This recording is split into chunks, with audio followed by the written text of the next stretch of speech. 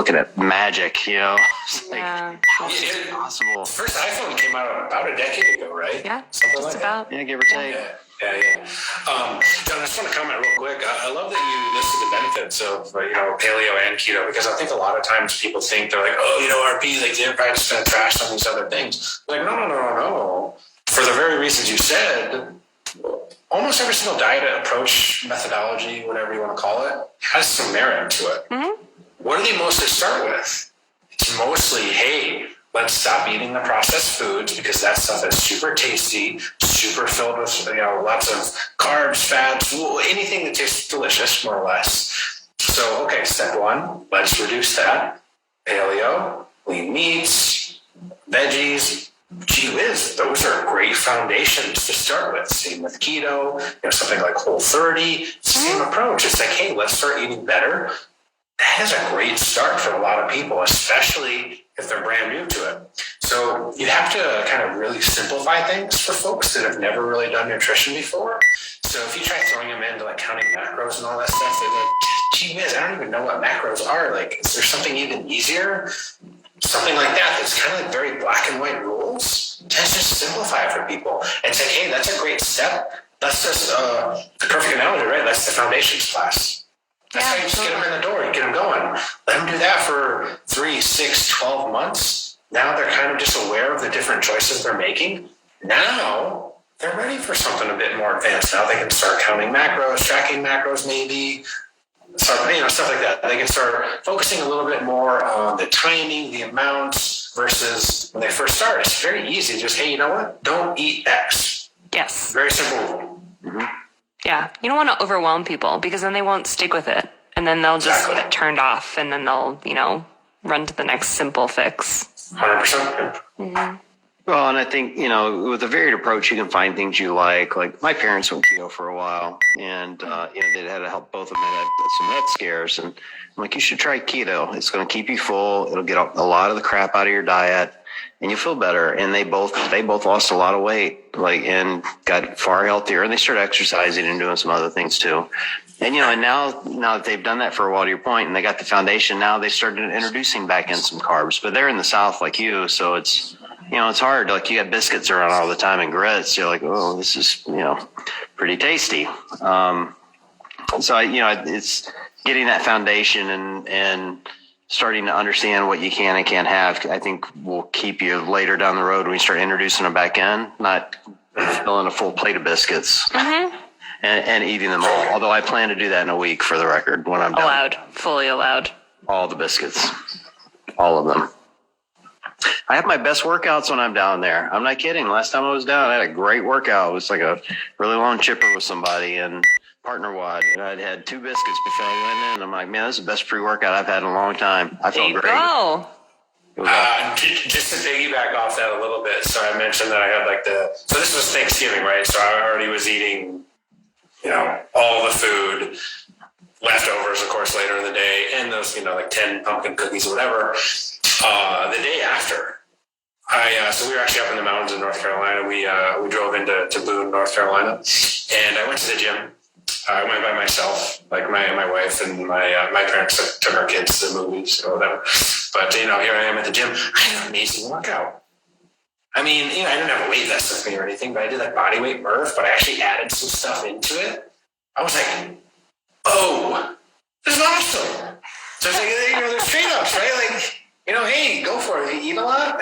Geez, use it to do some crazy workouts or something, Yeah. Eat big, lift big. Do it. I'll go on record. It's only a 1 or 2 day lift, and then you start getting sluggish. Yeah, I know. Because I do have that disclaimer. Yeah, I get that moment when I'm coming back from the South. I'm like, I think I have sweet tea hangover. You're just not moving as fast as you were before, but totally worth it.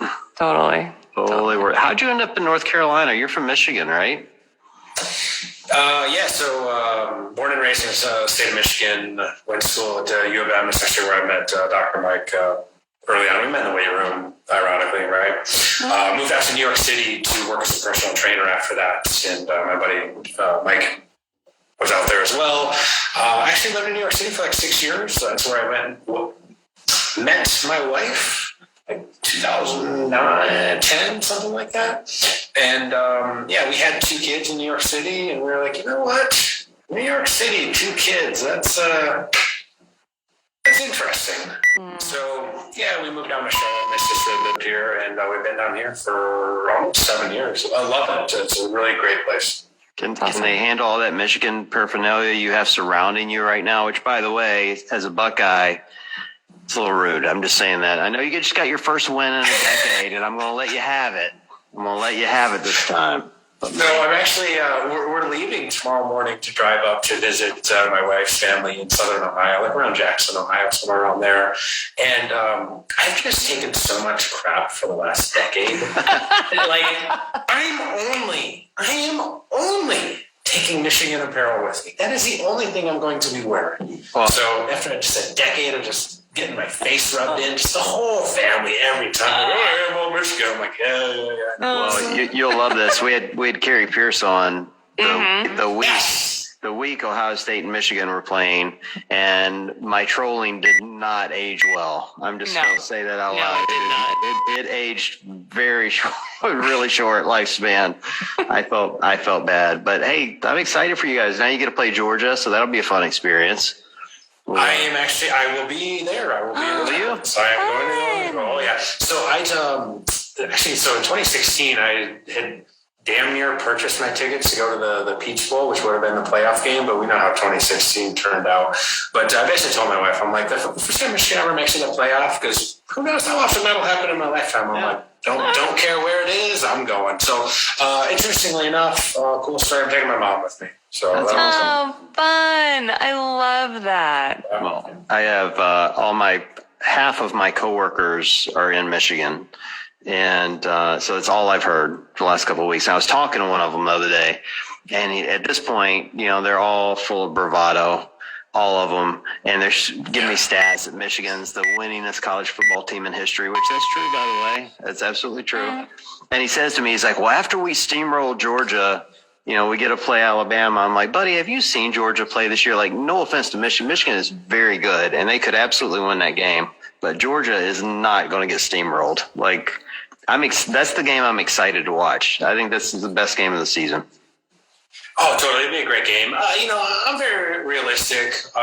Listen, I was so nervous when when Ohio State had the ball with, like a minute 30 left. I'm like, they're down 15, but I was still like, I know how the last decade's gone. I'm like, who knows what's going to happen? There was like a 60-yard Hail Mary, get the, onside kick. I'm like, so yeah, we'll see. It's going to be good. I love college football, man. It's so exciting. And it's been a rough decade, but hey. You got your win. Relish your win. It's a good one, and it was a solid win too. It wasn't like you guys dominated that game. For all respect, totally dominated it. So totally deserved. I mean, you didn't have to wear the shirt on my show, but that's okay, I guess. I'm kind of trying to stay low. I'm like, can he tell?